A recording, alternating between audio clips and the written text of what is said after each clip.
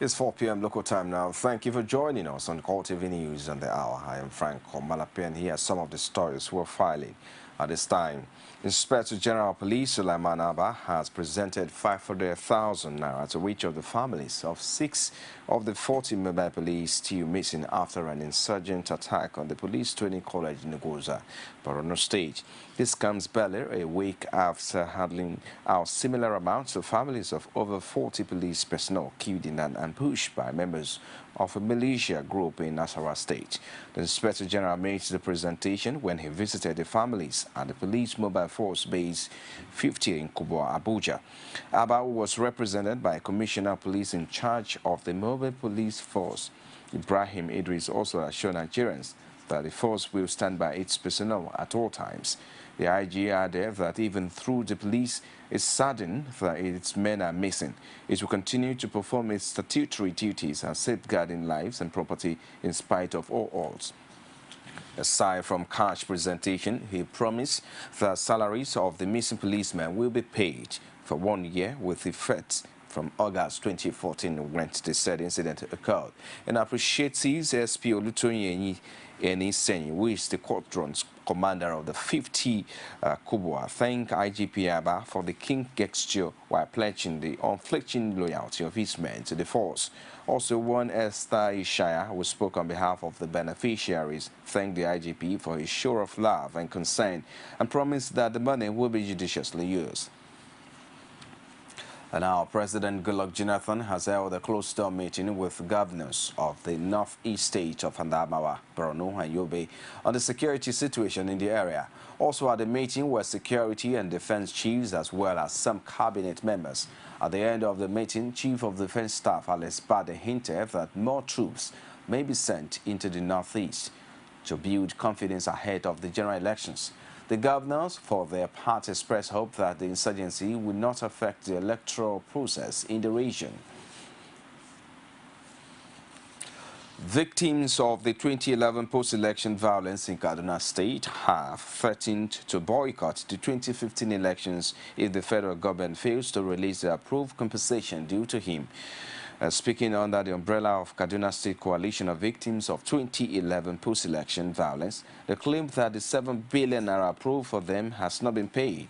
The spokesman, Mohammed Dan Azumi, to Zonkwa, told journalists in Kaduna that victims of post-election violence is the one other state have received their compensation.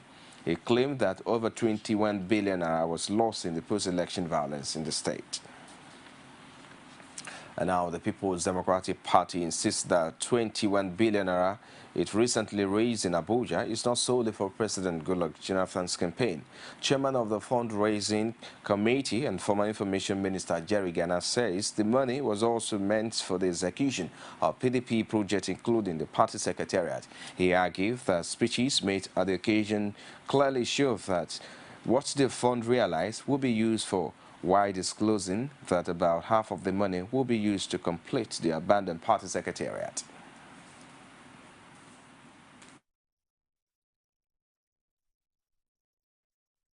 Made it abundantly clear that that was raising money for the People's Democratic Party and the projects of the party. The documents said so. The letters said so. The speeches confirmed it. During the day of the fundraising, in my own speech, the speech of the national chairman, and particularly the speech of the vice president, who happens to be an architect, there was a specific focus on this building, that this is one project we want to complete.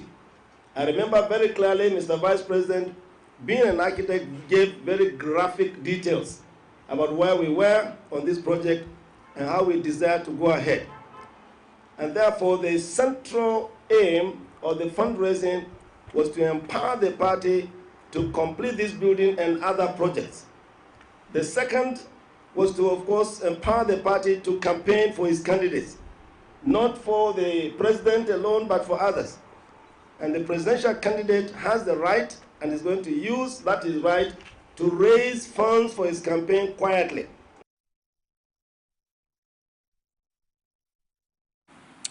President Goodluck Ebele Jonathan is to perform the groundbreaking of 8 out of 10 districts set aside for Abuja Land Swap Initiative on Thursday. FCT Minister Senator Bala Mohammed will disclose this said that the ceremony will take place in Waro District along Akko, Abuja. He said that the groundbreaking ceremony will pave way for the provision of engineering infrastructure in the 8 districts. The minister also noted that the FCT is partnering with 15 investors for the provision of engineering infrastructure in the 2 sector centers of Phase 4. Some associates of the presidential candidate of the All Progressive Congress, Muhammadu Buhari, have launched a campaign strategy to complement that of the party. Buhari Friends Organization Network says its members are resolved to carry out door-to-door campaigns with a view to selling the candidacy of the former head of state across the country. Briefing journalists at the launch in Abuja, the national coordinator Jonathan Okon says the group is adopting a slogan that best suits what Buhari stands for. The group also reiterated its commitment to issue-based campaign by wondering why the federal government is still making Nigerians pay more for fuel at a time global oil prices are falling. Ladies and gentlemen, as it may interest you to know, our organization is not in the mainstream APC presidential campaign organization, but suffice it to say here that ours shall be to play a complementary role, support the very best we can as a formidable support group. As the more we are, the better in terms of spread and reach out, since no one person, group or institution can successfully prosecute the work of soliciting support from the electorate when it comes to presidential election. All hands must be on deck for us to achieve the much needed success. Over the years, our successive governments and rulers have come and gone with no meaningful achievements to enhance a better standard of living amongst the mass poor. We have had failed promises, unemployment, insecurity, corruption, impunity, and brazen abuse of the rule of laws, etc. We believe an average Nigerian is aware of all these highlighted problems, and we would do everything given opportunity to stop the continued existence of the above and many other social vices that bedevil us. The socio-cultural group, the Indigbo Cultural Society of Nigeria, wants the presidential candidate of the All Progressive Congress, Muhammadu Buhari, to withdraw from the race. This, according to the group, is to enable the South-South complete its second term in the presidency, just like the South-West did under former President Olusegun Obasanjo. The group said in a statement signed by its president, Udo Odegaranya, that it made the call against the backdrop of permutations by some members of the international community on the fate of the country in 2015, while dropping a subtle hint on what it considers as the feelings of the Southeast on Buhari's candidacy. The Igbo Cultural Society noted that any candidate with ill feelings towards that section of the country may not be favorable for the nation. It, however, used the opportunity to make a case for regionalism and full resource control as lasting solutions to many of the nation's problems. Reactions have continued to trail the controversy surrounding the All Progressive Congress presidential candidate Muhammadu Buhari's presidential. The availability of the credentials has become an issue, with Nigerian Army denying and later accepting that it ended had the credentials. Our correspondent Oluwaseyi Adegoke presents this update on the situation. The question that comes to the mind of many people on the controversy surrounding the APC presidential candidate Muhammadu Buhari's credential is, why is it an issue now? A political analyst, Achike Chude, says it is normal in Nigeria's politics to make issue out of every little perceived shortcoming of any politician. In Nigeria, politics seems to be devoid of issues, and that is why you have all these kind of distractions. Because for as long as these distractions, are going on, you find out that they are not going to discuss issues. In most cases, they do not even really, they are not really grounded. They do not even seem to understand the politics and the issues that should, play out in an election year. If this is coming from the opposition, can make it stick. It doesn't make sense anywhere. This political analyst, Balazaka, and a legal practitioner, Lekwan Labi, shares the same opinion that Nigerians lay too much emphasis on credentials to the detriment of competence. What Nigeria is after, fundamentally, to lead this country is somebody that has the creativity, right, innovation, and the firepower to lead. That simply means credentials are one thing, but ability of somebody to convert credentials, whether academic, military, social, or entrepreneurial credential to lead this country forward is what Nigerians are after. We are not interested, right, in paper competence. We are interested in practical competence as Nigerians today. By virtue of provision of Constitution of Federal Republic of Nigeria and the provision of Electoral Act, anybody aspiring, among other conditions, among other requirements, anybody aspiring to be the president of Nigeria must have the minimum requirement of a school certificate. This is not the first time he is contesting. He contested in 2003, he contested in 2011, and is contesting now. So for them to now raise it now, I believe that they are jittery. That is the reason why we have not developed in Nigeria. We place so much emphasis on paper qualification without any knowledge. They, however, agreed that the matter of his credential is a byproduct of the maturity of the nation's democracy. Presidential candidate of the All Progressive Congress, Muhammadu Buhari, says he has been accused of many things, but not corruption, mediocrity and lying.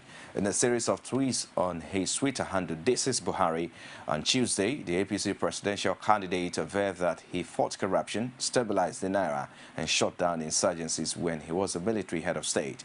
The APC presidential candidate, who is giving his fourth shot at the presidency, condemned Boko Haram and promised to end its reign of terror. While restating his reason for running for the office of the president, he said corruption will be a thing of the past and will ensure that wealth goes round the citizens in an equitable manner. The way ex-militant Dokubo Asari and government Ekpemopolo have become major players on the nation's political scene since the advent of the amnesty program has been a major concern to many Nigerians. Our correspondent Olajumoke Olantoji examines the situation in this report in light of recent comments credited to Asari Dokubo on the 2015 presidential elections. Under the administration of late Presidents Umaru Musa Yar'Adua, Tompolo and Dokubo Asari were non-militants who were beneficiaries of the amnesty program for militants in the Niger Delta. They have since remained in the news for a variety of reasons. For Asari Dokubo, he has remained an outspoken supporter of the re-election bid of President Goodluck Jonathan, going as far as to threaten fire and brimstone if Jonathan loses the election in defiance of several warnings from security agencies on such comments. He has also gone further with his recent threat directed at the APC National Publicity Secretary, Lai Mohammed, to resort to self-help if the court fails to deliver justice for him. This is, however, sets the alarm bells ringing. This legal practitioner said the statement is one that must not be left unchallenged. Who is Asari to go in the first place? Who is he? Is he greater than you? Is he greater than me? Is he greater than the country called Nigeria? It's not. But when you have an agenda, when you are being encouraged, when you take a contract from government, do you imagine you will say something that will not favor Jonathan? As far as I'm concerned, my dear Lord Jonathan has failed.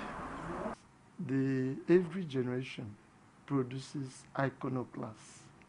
In the legal profession, we have Gani Fawayemi. In the north, we have Dr. Junaid Mohammed. In the Niger Delta, we have Asari Dokubo.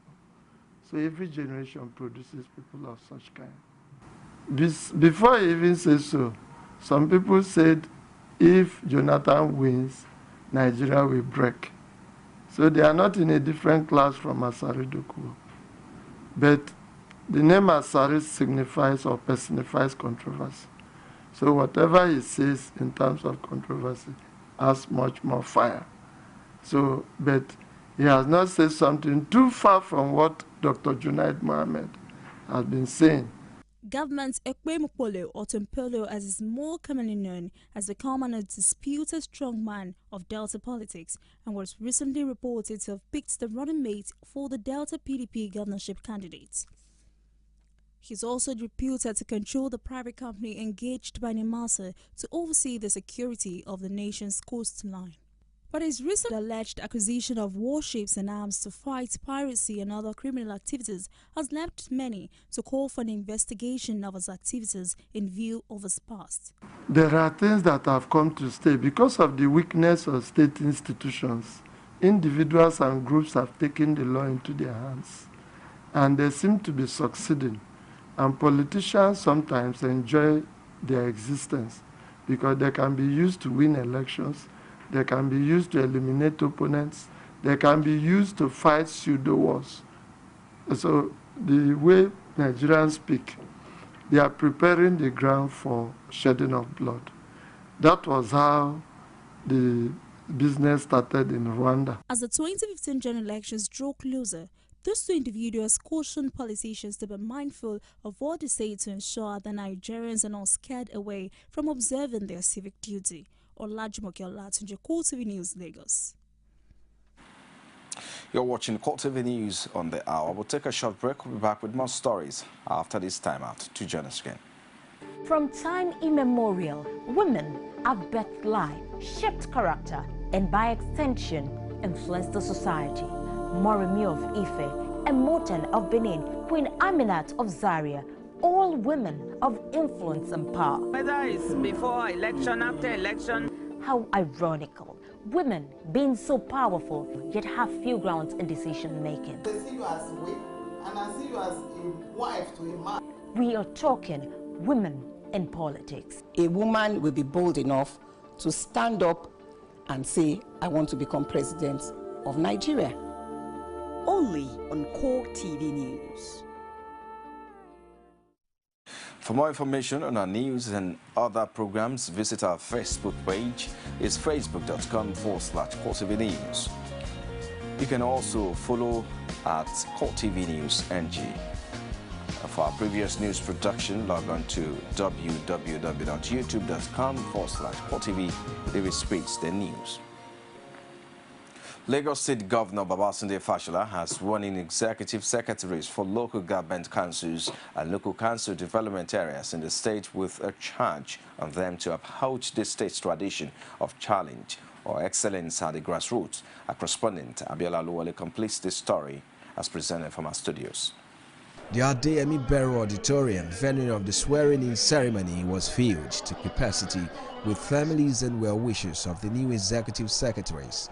There was mild drama before the commencement of the swearing-in as some aggrieved residents from Etiosa local government area of the state protested the alleged imposition of an executive secretary on them by the state government.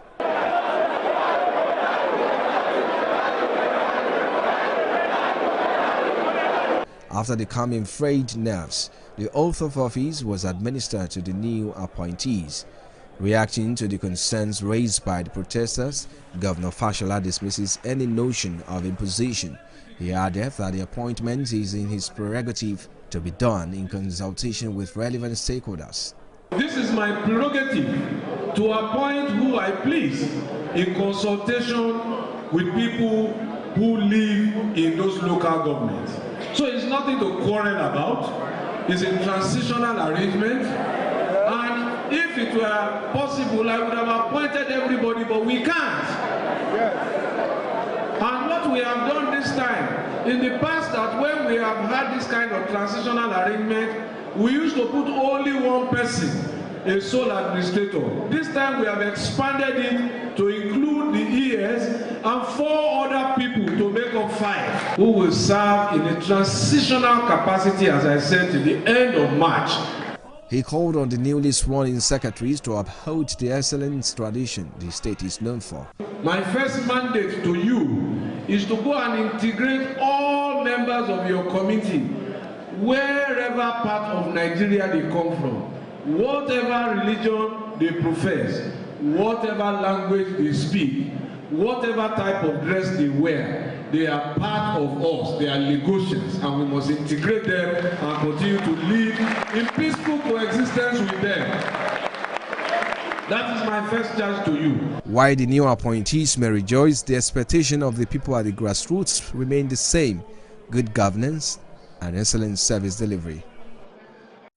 As part of continuing efforts aimed at fighting vandalism and protecting oil pipelines across the country, the Kwara State Commander of the Nigerian Security and Civil Defense Corps has foiled an attempted vandalization of oil pipeline passing through Afon, Ote and Gambari assets of the state on the border with Oyo State. While parading the 6 vehicles of the vandals loaded with jerrycans, Kwara State Commandant of the Corps, Obiekwe Augustine, says the foil attack is just a reward for RIP on the 24-hour surveillance amount by the NSCDC in protecting the pipelines. He added that the vandals exchanged gunfire with his men before succumbing to the greater firepower of the officers and taking to their heels, abandoning their vehicles. Vandal operations, our anti-vandal unit, the team that handles anti-vandal operations, they were on patrol as part of the festive period Ember Month operations, and they got to Afo Ote axis. While on this patrol, they came face to face with these criminals, the vandals. When the vandals saw that the firepower of the officers will actually subdue them, they took to their heels. That was how they abandoned all these kegs, and my men got them into our custody. What is the number of the kegs? Each of the vehicles we are carrying 140, altogether 280, as you can see them here. The vehicles are these ones, the one in blue and the white one. I think a telephone was also picked in the process. A telephone handset was picked in the process. So the suspects have taken to their heels. And if you ask me what next, I tell you that the investigation has commenced, and we'll definitely get to arresting these suspects so as to face the full wrath of the law. Okay, sir, as of December. You're still watching CoreTV News on the hour. We'll take another break now. I'll be back with more stories outside Nigeria. Just stay with us.